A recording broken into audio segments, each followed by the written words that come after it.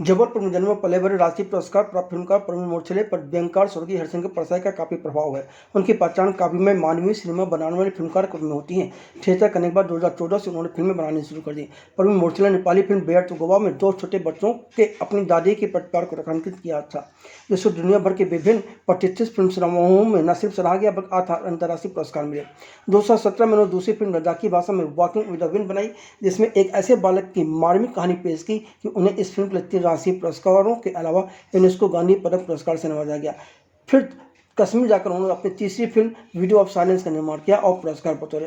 प्रवीण मोर्छले की फिल्मों को Rotterdam, Busan, SPA, Sao Paulo, Montego, Seattle, Cambridge, London, Jerusalem, Freiburg, Hamburg, Hesse, IACF, Vesoul और कई अन्य प्रतिष्ठित प्रतियोगिताओं और प्रतिष्ठित समारोह में सराहा गया। उसके बाद अब वह अपनी चौथी फिल्म सर मैडम सरपंच लेकर के आए हैं, जो कि सिनेमाघरों में धूम मचा रही है। उन्होंने इस फिल्म को अंग्रेजी में भी डिवेल के नाम से बनाया है। प्रवीण मोर्छले जी, फिल्मी संगम चैनल पर आपका स्वागत है। सिनेमा तक पहुंचने की क्या गतिविधि आ रही और किस बात ने आपको सिनेमा को लेकर प्रेरित किया? मैं मध्य प्रदेश में पला बड़ा हूँ। बड़ा सौभाग्य है मुझे कि मैं हरिशंकर परसाई जी जिस स्कूल में पढ़े वहीं से पढ़ा हूँ मैं, और वो व्यंग और साहित्य के कुछ छींटे हमारे ऊपर पड़े। बड़ा खुशनसीब रहा हूँ मैं।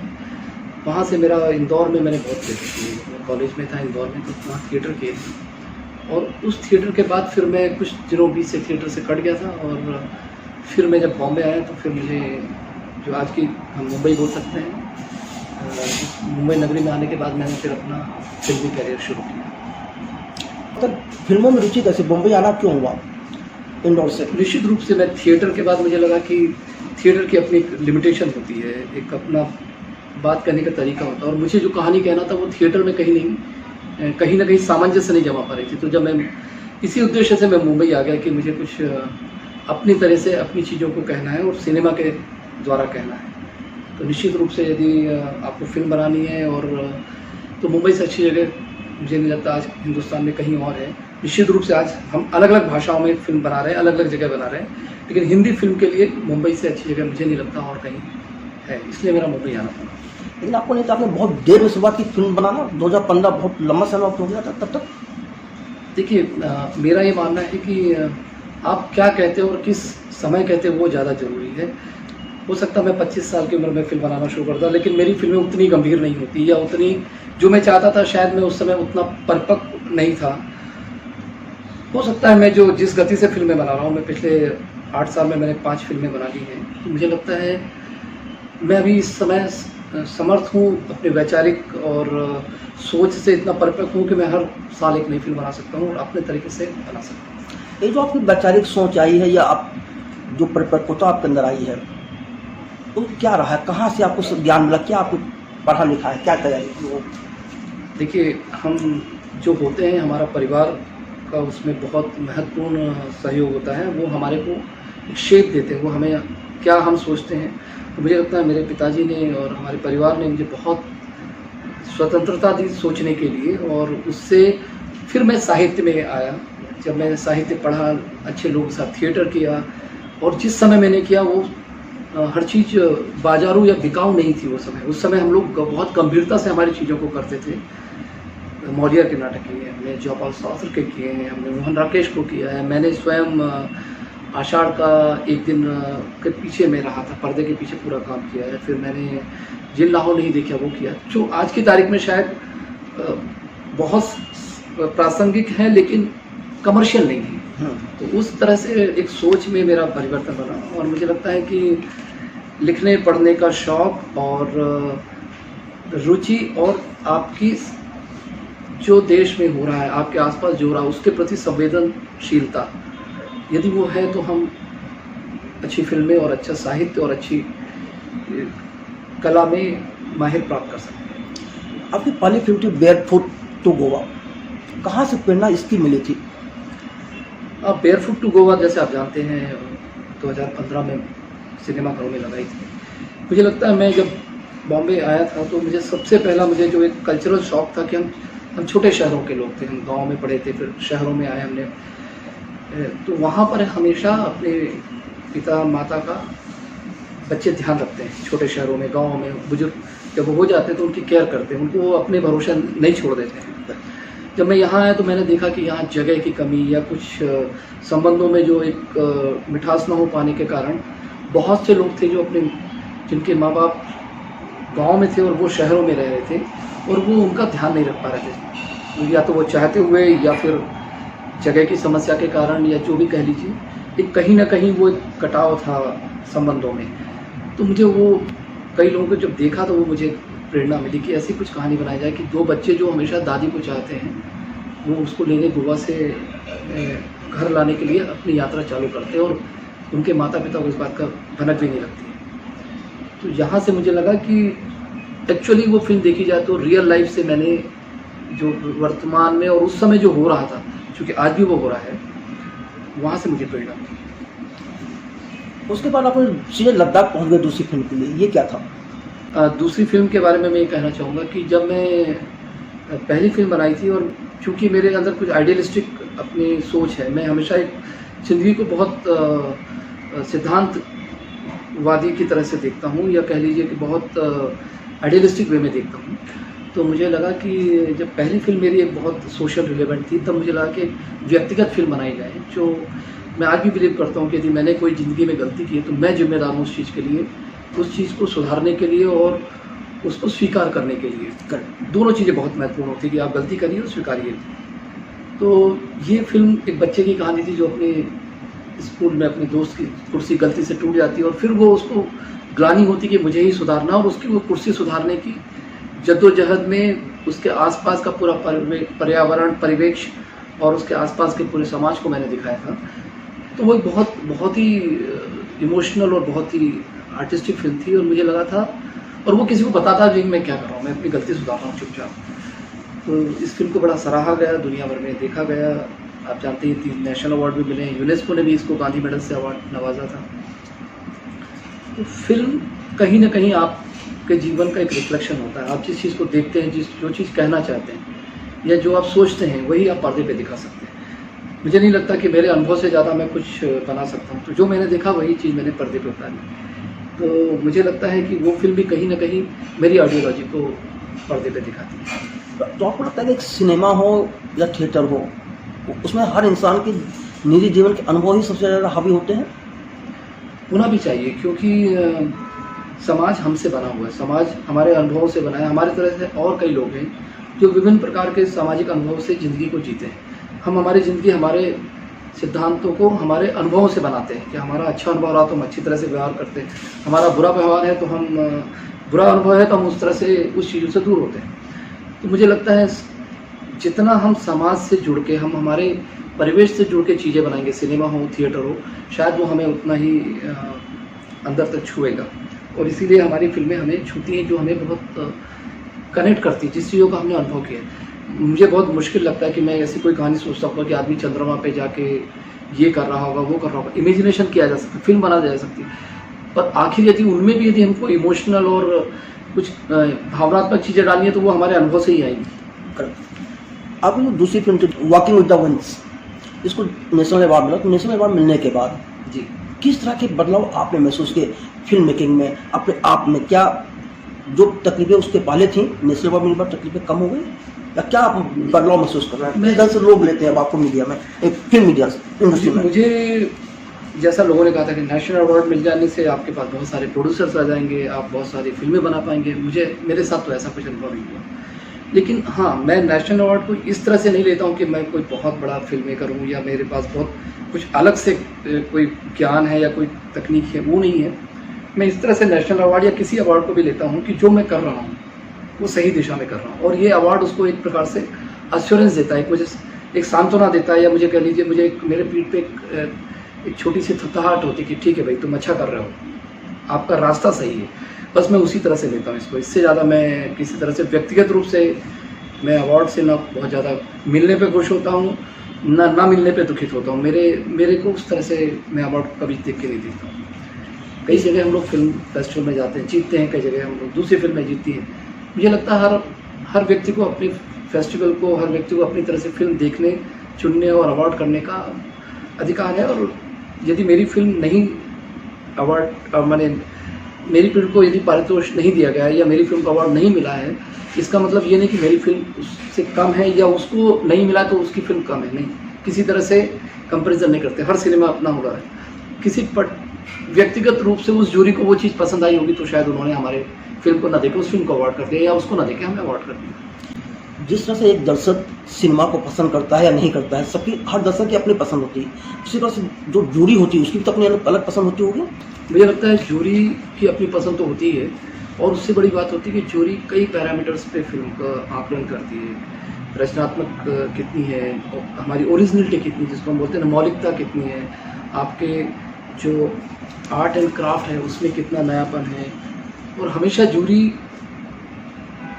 की अपनी पसंद होने के साथ साथ मुझे लगता है कि जूरी बहुत कुछ इन पैरामीटर्स पे फिल्मों को जज करती है।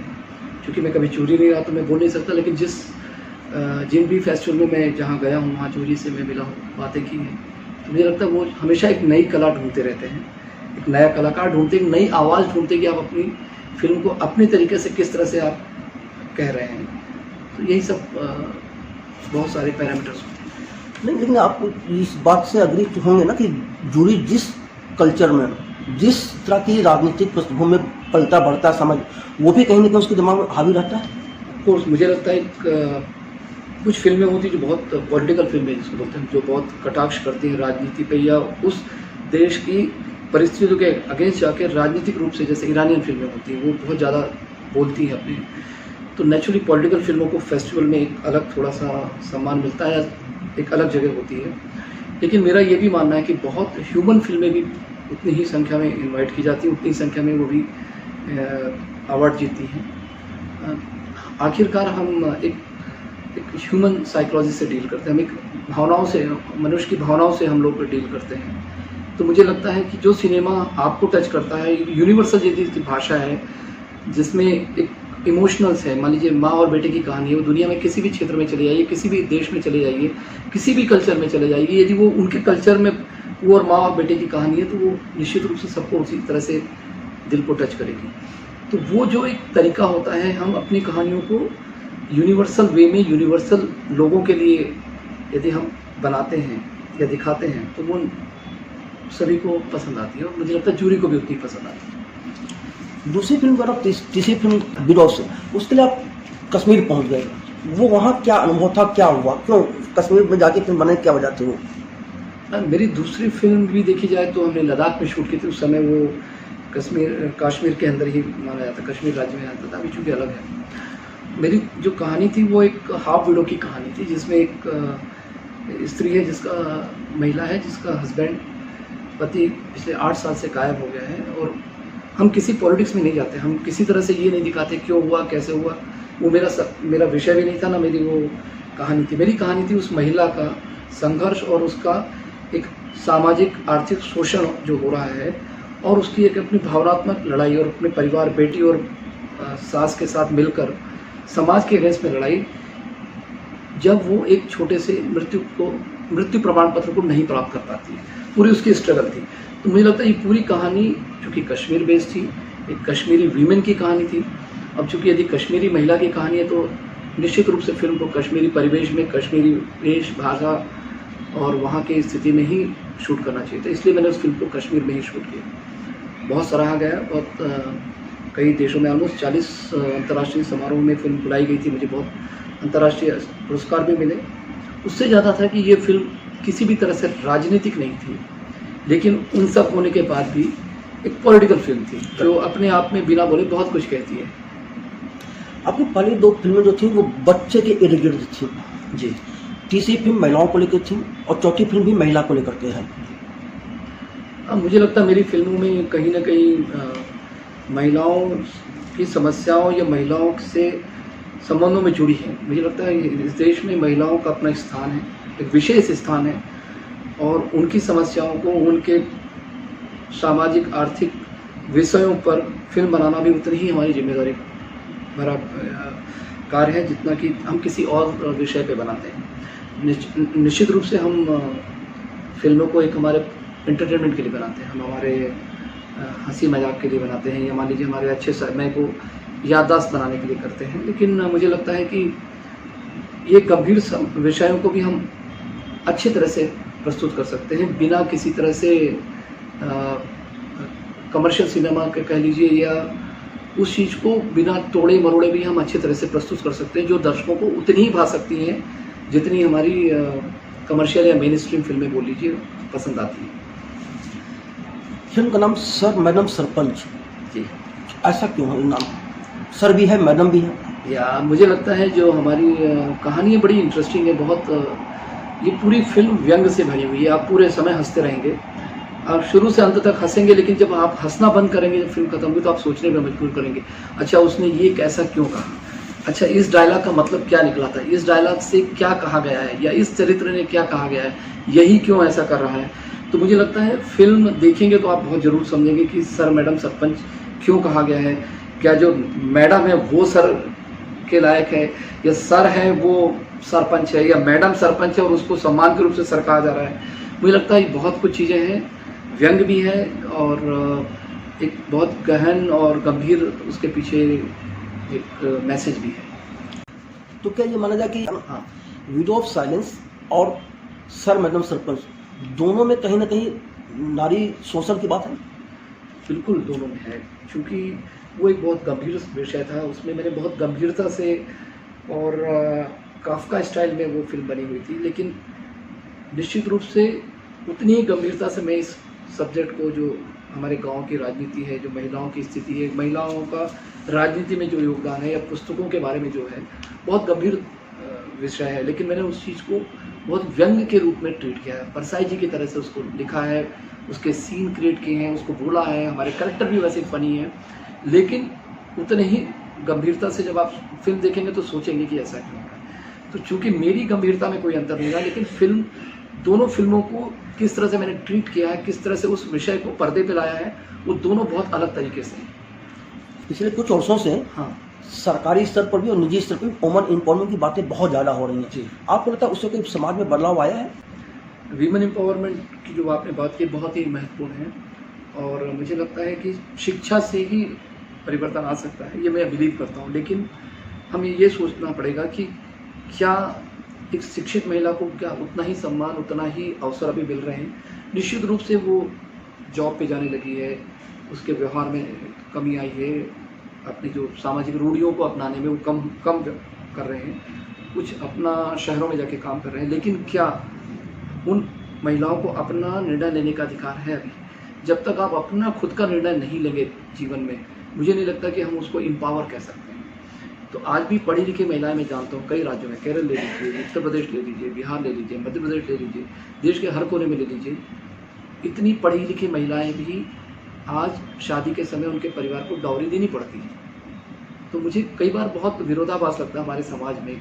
मैं मानता हूँ पढ़ लिख के वो शहरों में रह रही हैं, नौकरी कर रही हैं, लेकिन फिर भी उस पुरुष मानसिकता के समाज में उनको वो स्थान नहीं मिला है जो अभी भी उनको इस सब के बाद मिलना चाहिए। मुझे लगता है बहुत सामाजिक परिवर्तन है, महिलाओं से ज़्यादा मुझे लगता है पुरुष के मानसिकता में परिवर्तन जरूरी है। जब तक हमारे सोच में बदलाव नहीं आएगा, जो पुरुष क्षेत्र में, जो पुरुष वर्ग में परिवर्तन नहीं आएगा, मुझे नहीं लगता कि महिलाएं,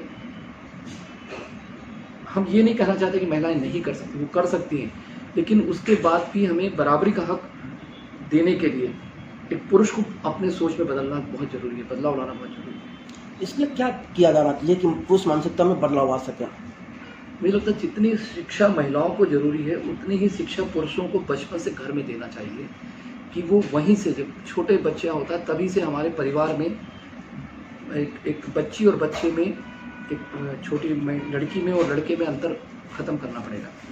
वो वहाँ से ही घर में देखना शुरू करे कि मेरे घर में सबको बराबर सम्मान मिलता है। उसको बचपन से ही सिखाएं कि आपको महिलाओं को इज्जत करना है, आपको उनको अच्छे से ट्रीट करना है, उनको आपको पुरुष और महिला के अंतर नहीं देखना चाहिए। यदि वो घर में हमारी शुरुआत होती है तो मुझे लगता है कि हमें खुद एक अच्छा बालक बनाना पड़ेगा, एक अच्छे नागरिक बनाने पड़ेंगे हमारे घर से।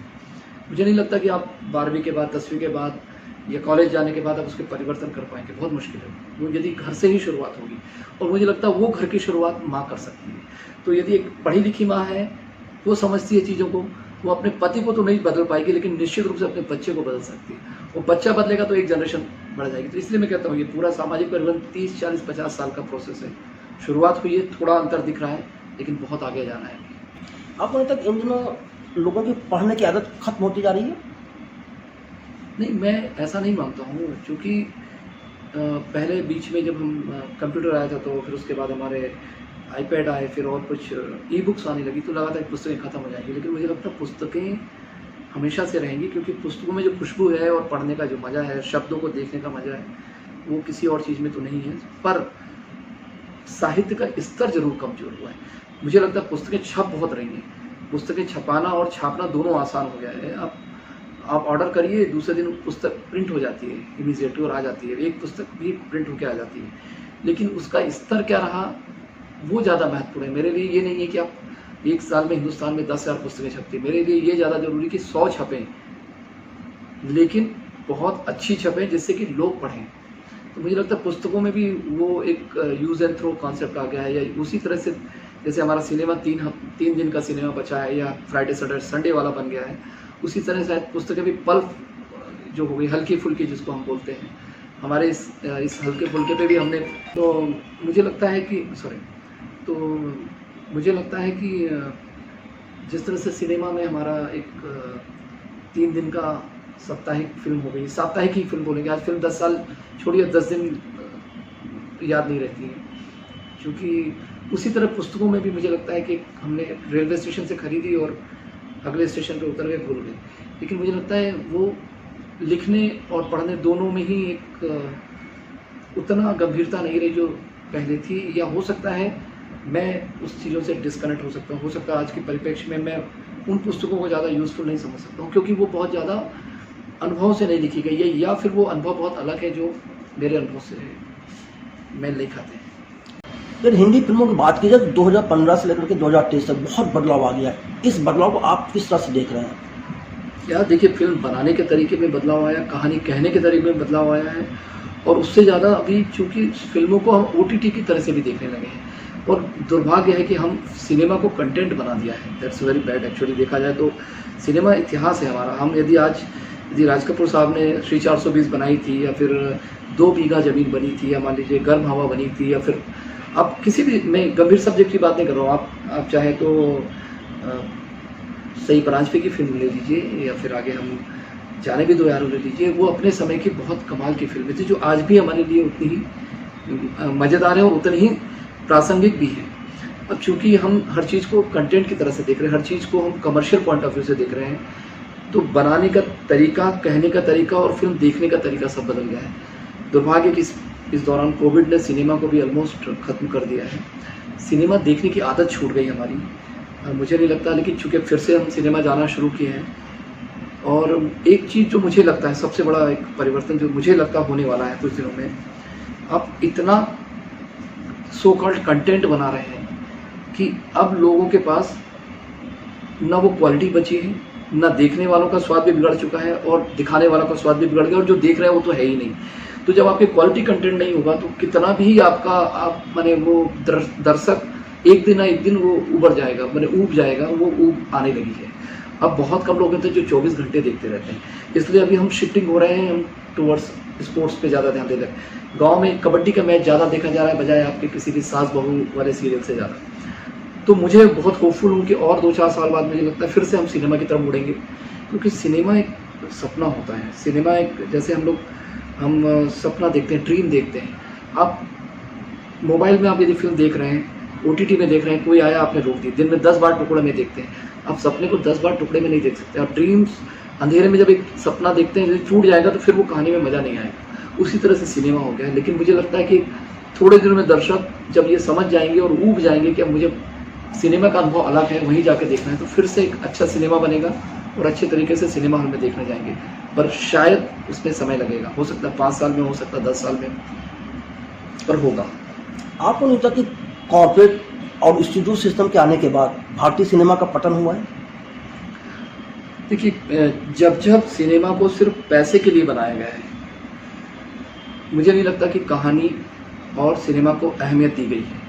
निश्चित रूप से जब आप कैलकुलेटर रखते हैं, आप कैलकुलेट करते हैं कि मैं ये सेटअप होगा, ये कहानी कहूँगा, ये करूँगा तो मुझे ये लगेगा, तो नेचुरली हम समाज से थोड़ा दूर चले जाते हैं। हम हमें सिर्फ पैसा दिखता है। यदि पैसा इस तरह से एक गाना बनाने से यदि हमारा ज़्यादा दर्शक आता है और हम वो करेंगे, और जो समाज को सोच से थोड़ा अलग है, मैं ये नहीं बोलूँगा कि वो इस तरह ऊपर है नीचे, लेकिन निश्चित रूप से कुछ ना कुछ समाज से दूर जाते हैं। तो कारपोरेट से ज़्यादा मुझे लगता है हम लोग एक ग्लोबल सिनेमा देखना शुरू कर दिया हमने। दुनिया की बढ़िया फिल्में हमारे देश में आती हैं, बहुत हॉलीवुड देखते हैं, हम यूरोपियन सिनेमा देखते हैं, लोगों के पास ऑप्शंस हो गए हैं। तो कहीं ना कहीं हम उस चीज़ को कैप्चर करने की कोशिश करें कि हम भी ऐसा करें, लेकिन हम इस सोच में ये भूल जाते हैं कि वो जो कल्चर है, वो जो दिखा रहे हैं, वो उनके देश के लिए बहुत सामान्य सी चीज़ है। हमारा संस्कार, हमारा कल्चर, हमारा भाषा, बोली, खाना, रहना पीना बहुत अलग है। यदि उसी चीज़ को हम एज इट इज़ हिंदुस्तान में बना के हम उसको परोसेंगे, निश्चित रूप से कहीं ना कहीं आप उसको आप किस तरह से देखते हैं मुझे नहीं मालूम है, कि पतन देखते हैं या एक पहाड़ से लुढ़कता हुआ पत्थर नीचे आ रहा है और उसको हम बोलते हैं ये गतिवान है। मैं वो नहीं बोल सकता हूँ कि क्या है वो, लेकिन लोगों को खुद सोचना पड़ेगा इस बारे में। विदेशों में मैंने हॉलीवुड में सिनेमा में इमोशंस नहीं होते, उनकी कहानी बिना इमोशंस के चलते, को वो मारधार हो चाहे जो हो। इंडियन सिनेमा में आपको इमोशंस बहुत ज़रूरी है, क्योंकि यहाँ के जो लोग हैं वो इमोशंस में यकीन करते हैं। आपको नहीं लगता हम लोग उस चीज़ को विदेशों की नकल करते समय उस चीज़ से दूर होते जा रहे हैं, इमोशंस भूल रहे हैं? या मुझे निश्चित रूप से लगता है, यस आपकी सही बात है, क्योंकि अमेरिका का इतिहास बहुत लंबा चौड़ा नहीं है। तो जब आपके पास इतिहास नहीं है और आपका समाज बहुत कैपिटलिस्टिक समाज है, वहाँ मैं बहुत इम्पोर्टेंट, मुझे लगता है कि जैसे सबसे अधिक स्ट्रॉन्ग सिनेमा देखा जाए तो जैसे कुरोसावा ने बनाया था सेवन समुराई, एक गांव को बचाने के लिए 7 लोग अपनी जान लगाने को तैयार होते हैं। हमारा ये सिनेमा वी था, हम हमारे बारे में सोचते थे, मैं नहीं था हमारे में, हम गांव हो सकता, हमारा समाज हो सकता, तो हमारा सिनेमा भी वैसा था। अब चूंकि अमेरिकन सिनेमा मैं पे टिका हूँ, मैं इम्पोर्टेंट, मेरी फैमिली पे अटैक हो रहा है, वो किसी दूसरे यूनिवर्स से आके, कोई ग्रह से आके कोई अटैक हो रहा, तो मुझे अपनी फैमिली बचाना, तो मैं becomes more important than we.